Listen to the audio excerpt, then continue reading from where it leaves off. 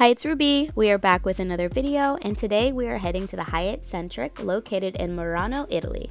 The easiest way to access this hotel is by water taxi, and fortunately, because of the way that we booked, we were able to get water taxi service through Hyatt itself, and it ended up being a private experience because we were the only ones that booked at that time, and it definitely made for a really special high-end experience. After about 20 minutes, we were at our hotel, arriving at Hyatt's own private dock. After a long international flight, or in our case, coming from one international country to another one, it is really nice to be able to just pull up, get your bags out, and get immediately into your room. So a couple things about the shuttle. You have to go to Pier 1. It's down where all the other water transportation piers are. And it was kind of fast, but normally you can ask for water, Fanta, soda, or even Prosecco, and you could have that on the boat as well. So that was really good. It was really speedy, and we were able to learn about the city and what is here in this small island of Murano.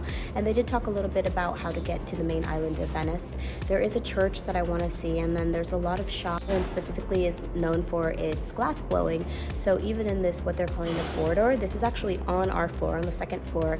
They have a bunch of glass bottles and shapes here, and then they also recommended a specific shop where you get a discount if you're staying at the Hyatt. All of that is just like so beautiful. I love when they incorporate local things into the hotel itself, and this corridor just being up here and being like exclusive to this floor is really great.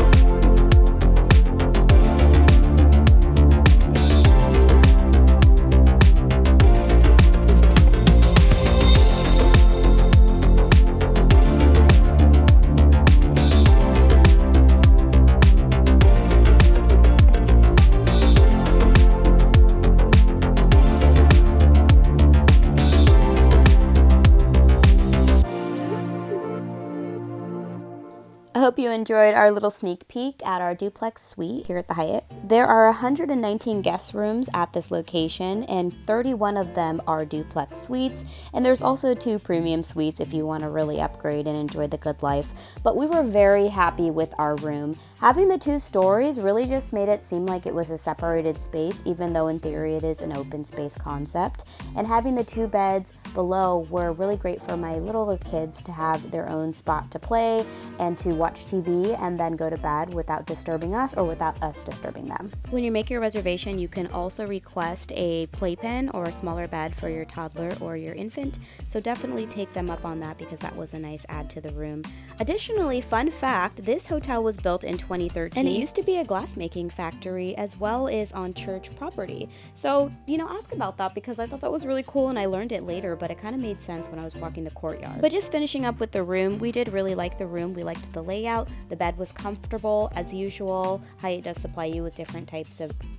Don't miss out on the free coffee and tea in your room, and be careful with that fridge because all of that candy and additional wine is not free. Make sure to grab that shampoo and conditioner though if you are going to a different hotel later because it was really high quality, and I do enjoy good products when I'm staying at a nice hotel.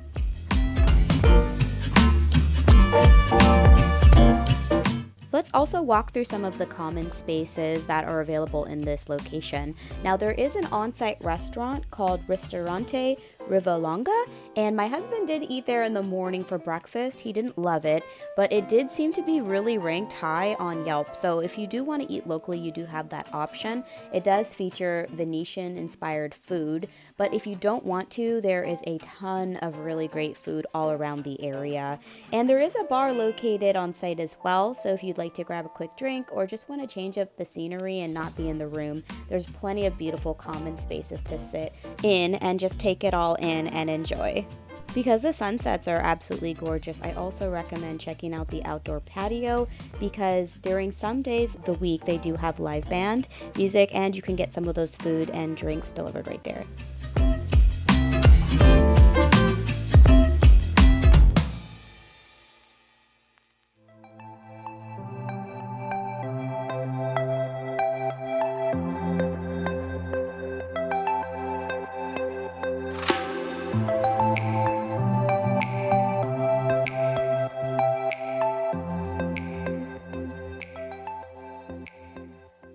There is a fitness center located on this property, but I will be completely honest with you, it was a bit of a challenge to get access. Let me explain why. Because it's considered small, as the location is also small, you have to reserve a time slot, and you might not be able to get the time slot that you want. And when you go in there, I thought it was pretty spacious, but it is kind of strange being the only person in there, and your key won't work unless you have that time slot identified. So keep that in mind. There's also a sauna in there, but it didn't work when we were there. So if you're one of those people that needs to work out and then do a sauna, you might be a little bit disappointed.